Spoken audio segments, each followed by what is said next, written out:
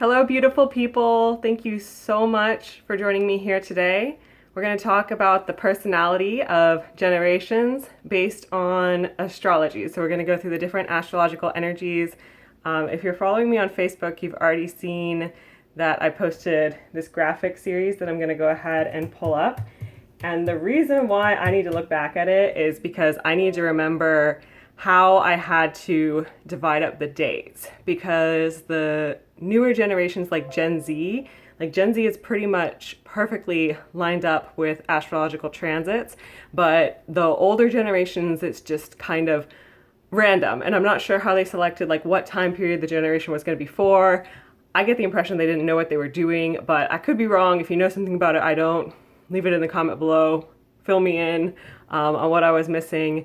But yeah, I just want to talk about like the different generations and how we kind of evolved over time, and different lessons and different like evolutionary aspects of wisdom that I feel came to be with each passing generation.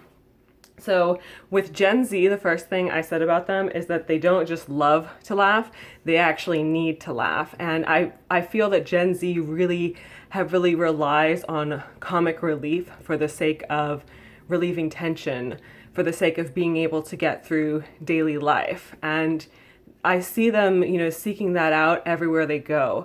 Another thing I've noticed about them is they're very high energy, and some of them display that in the form of being very athletic, even just as a hobby. They love to dance, they love to move, they love to be active. But then others have the expression where that energy just gets kind of bound up and it turns into a high anxiety thing, because there's different ways for things to manifest. And if you don't feel comfortable being able to use the energy that you have, that can result in anxiety. So another thing we notice about Gen Z is that they can appear to be kind of optimistic, but they can also appear to be somewhat avoidant. Like they are, for the most part, aware of the bad things that have been going on in the world, but they don't want to have to dwell on it all the time. So the positive expression of that is that they don't dwell. The negative expression of that is they could wind up being a little bit escapist. Like, yes, I know this is a problem, but I just don't want to have to deal with it. I don't want to have to talk about it. And you know what? If it's upsetting us, why are we even bringing it up? Gen Z would rather revert back to their jokes and, their light way of handling things, so that it doesn't drag them down, because they want to be lifted up. They don't want to be dragged down. That's one of the big energies of Gen Z people. They're also kind of rule breakers. Rule breakers. They don't like to. I mean, who honestly does like being told what to do? Like, is there anyone out there who likes being told what to do? Leave a comment below. Oh, never mind. I might get some weird comments. Sorry, I'm overthinking it. But anyway, yeah, they can be kind of rule breakers, and it's not even just the like set in stone like rules and laws of things. It's the unwritten rules, it's the expectations, it's the idea that you're going to do things a certain way because that's just how it's always been done. And Gen Z has Pluto and Sagittarius, so they really enjoy their freedom. They really want to be able to, pave their own path, find a way to get out of the bad situations that previous generations have condemned themselves to. And that makes them appear to be a rule breaker and kind of, rebellious in their own way. Every generation has their own way of expressing their rebellion. And Gen Z is like, oh, okay, you're telling me I'm going to have to be miserable, and you're telling me I'm going to have to do all this stuff that I don't want to do and live this life that I don't want to have to live. So yeah, I'm just going to find a different way to do it. And what I admire about them is I feel like they've actually been really efficient in finding other ways to do things. And I find that to be quite impressive about Gen Z people. It's not just that they refuse to do anything at all. Like, they usually find a different way to do things that is more on board with the way that they want to be able to live their life. And that's the way Pluto and Sagittarius should be, that evolution of freedom, of freeing your soul, and of not letting the truth that previous generations on Earth weigh you down too much. So that's when we're going to start to get into talking about Gen Y, more commonly referred to as millennials. Now, millennials have a much more heavy energy, and a lot of people have referred to us, because I'm a millennial, as being crybabies even. We have that heavy energy kind of getting way down, probably more prone to depression than we are to anxiety, in contrary to Gen Z. And part of that is because we have Pluto in Scorpio. So the thing about Pluto in Scorpio is that it really digs into things, it searches for the truth, and it's since it's a generational planet, this is about things that have been buried and covered up for a long time. Like the things that, other generations deemed to be maybe a necessary evil. They deemed it to be something that was just unpleasant, but they had to do it and they want to just kind of bury it away and pretend it didn't happen. A lot of millennial kids, when they were in history class and they were hearing these things, they would just innately question them. They're like, this sounds weird. This doesn't sound like it actually, makes logical or emotional sense. What we were taught in history didn't really line up with the emotional behavior of humans. And I think a lot of millennials sensed that when we were in history class. And then we started looking for answers. Even if we couldn't find them right away, we started looking.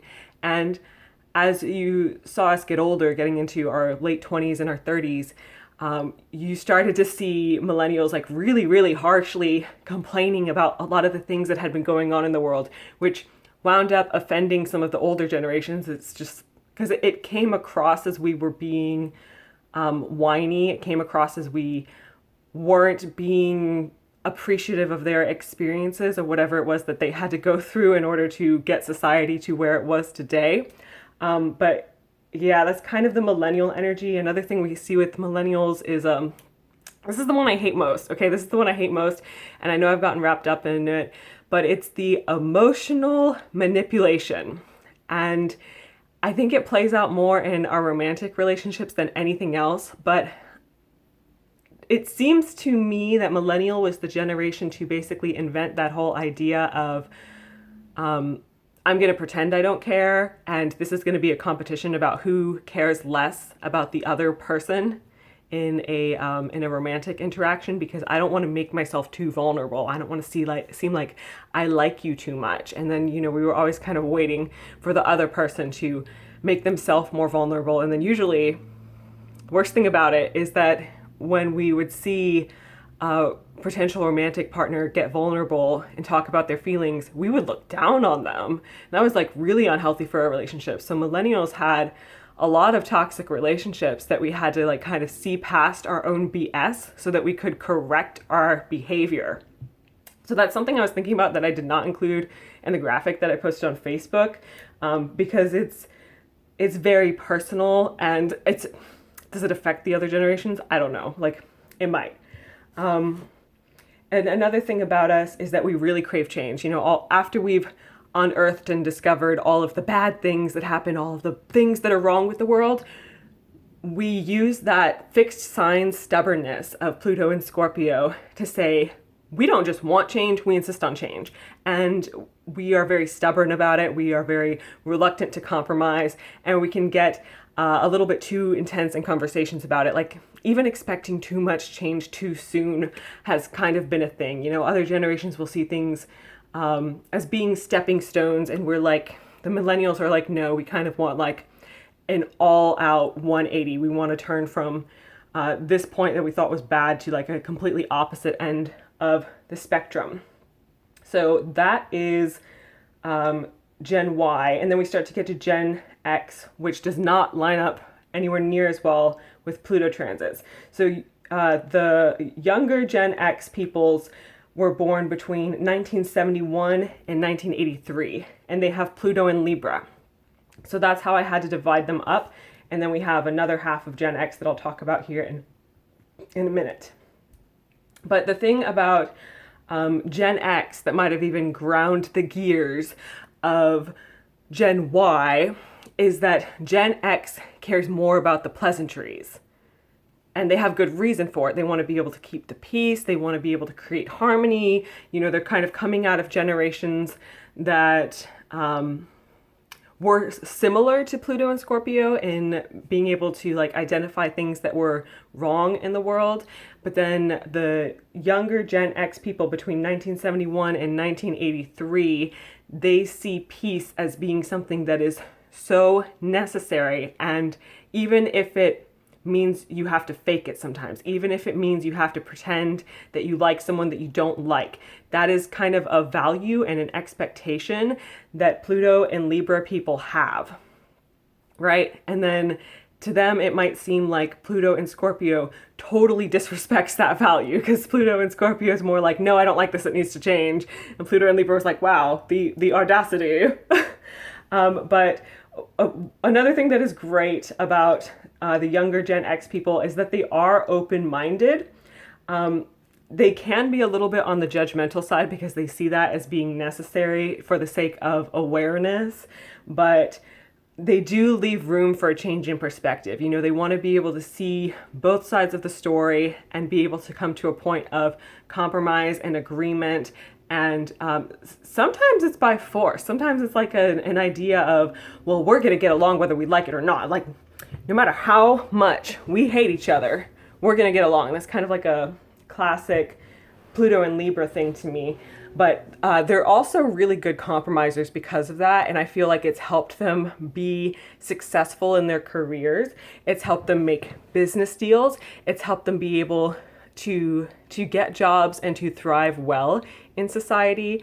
Whereas millennials, I think, I don't disagree that there were a lot of problems in the world by the time millennials were born. I fully acknowledge that. But also, we make ourselves stick out like sore thumbs as well. So in a lot of ways, millennials have just made things harder on ourselves, just for not being able to be as friendly and as willing to compromise as the younger Gen X people specifically were.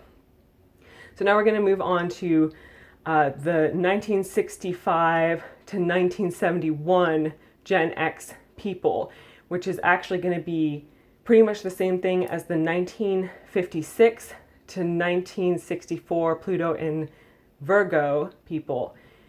So we're essentially looking at the time period of 1956 to 1971. Did I do that right? Yeah. I must have. I double checked it before. I'm bad with numbers though. I don't like to talk about it though because it's a personal thing, but I have an issue with numbers sometimes. But anyway, we're talking right now about people who have Pluto and Virgo. If you have any doubt in your mind about which sign you have Pluto in, you can check the natal chart calculator in my description below. It will just straight up tell you. It'll say Pluto in Virgo, Pluto in Scorpio, Pluto in whatever. So the thing about Virgo is that similar to Scorpio, it will notice the details of things. It might not be willing to dig as deep into the deep, dark truths of things, but Pluto and Virgo is very analytical. They don't want to miss what's going on, and they want to see it kind of from the full spectrum. So on the positive side of that, that makes them less biased and less opinionated than millennials, and therefore like kind of also easier to deal with for the most part.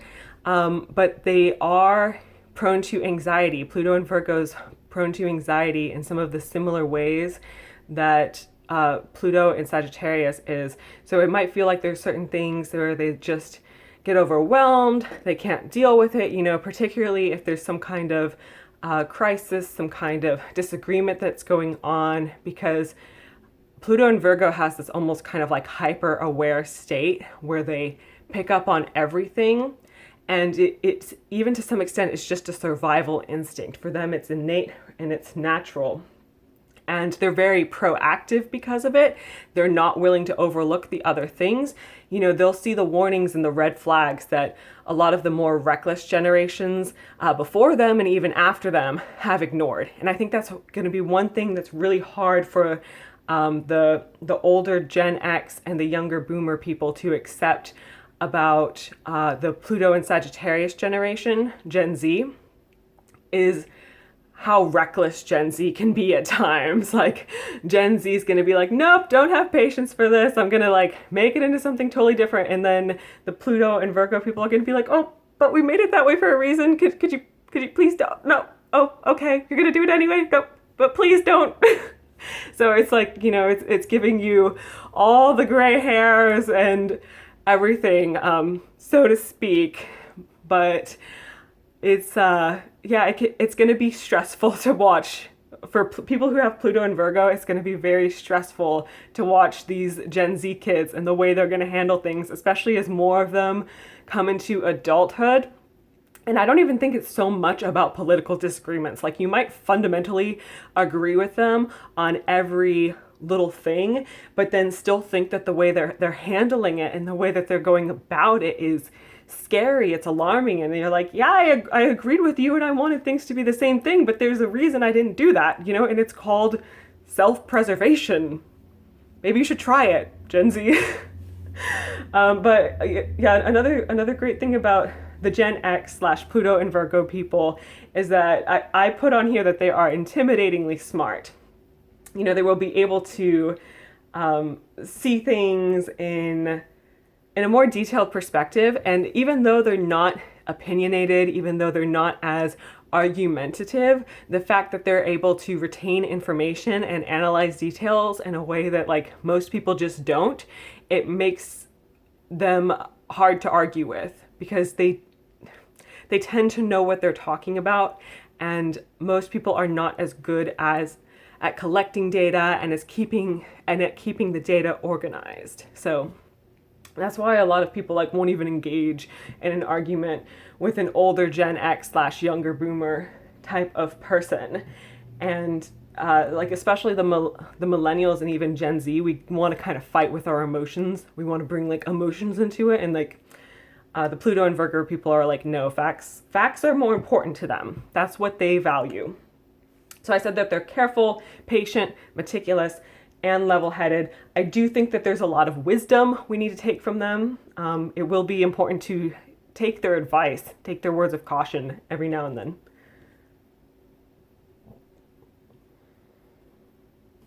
All right, so now this is as far back in time as I went, because I don't get anyone who's older than an early boomer like ever commenting on my status. I don't think I've ever seen anyone that old. So I assumed y'all didn't follow me on Facebook. If you're like, how old would you have to be if you were born between 1946, I don't think I've ever seen you comment on any of my statuses. You have not made yourself known, so I apologize for not including you in this. But I will if you comment. So yeah, we're talking about the early boomers now.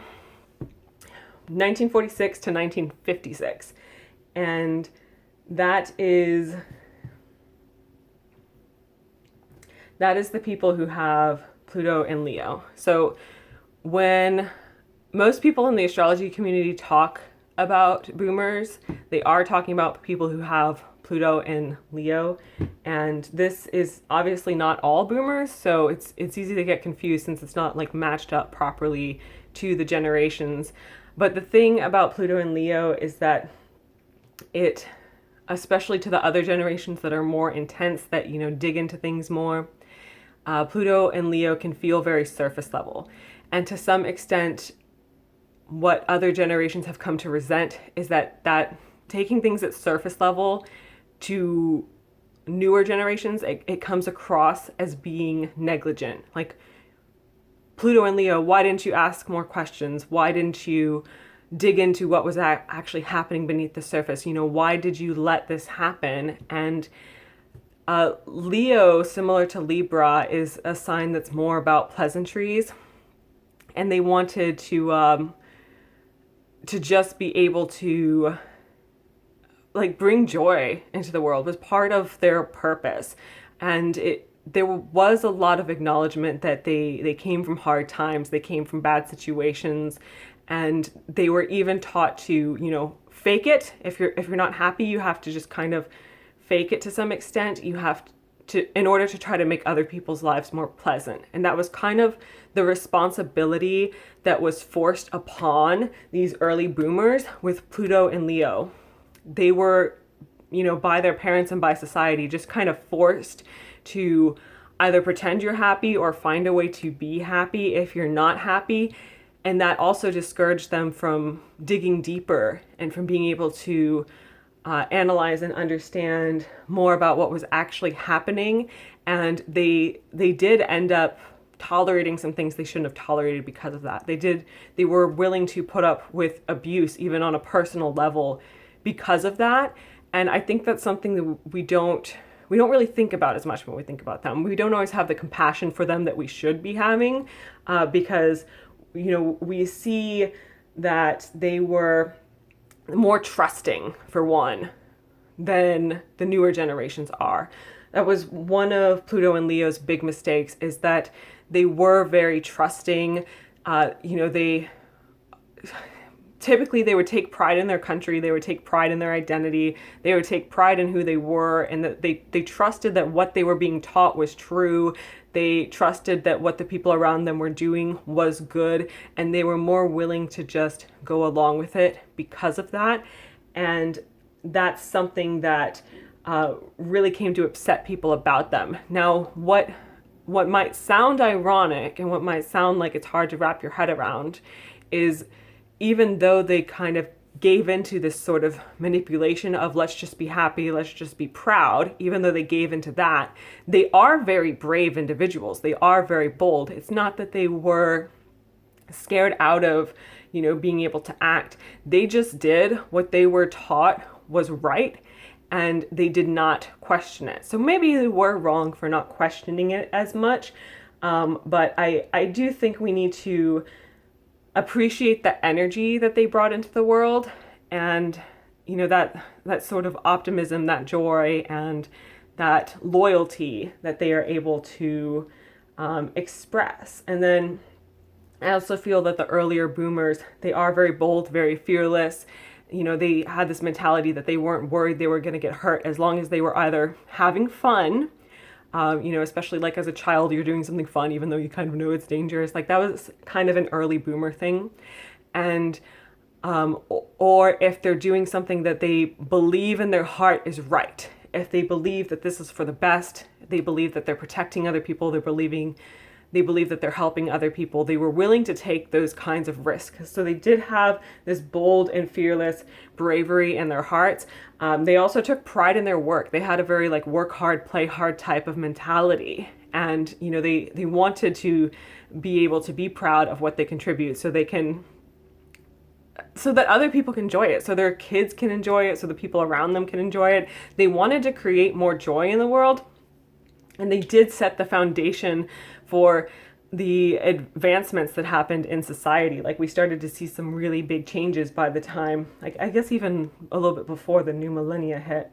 And I do think part of that was because the fuel and the desire of the early boomers, the Pluto and Leo generation, to make people happy, to just bring more joy into life, bring more time to be able to play and appreciate your hard work afterwards.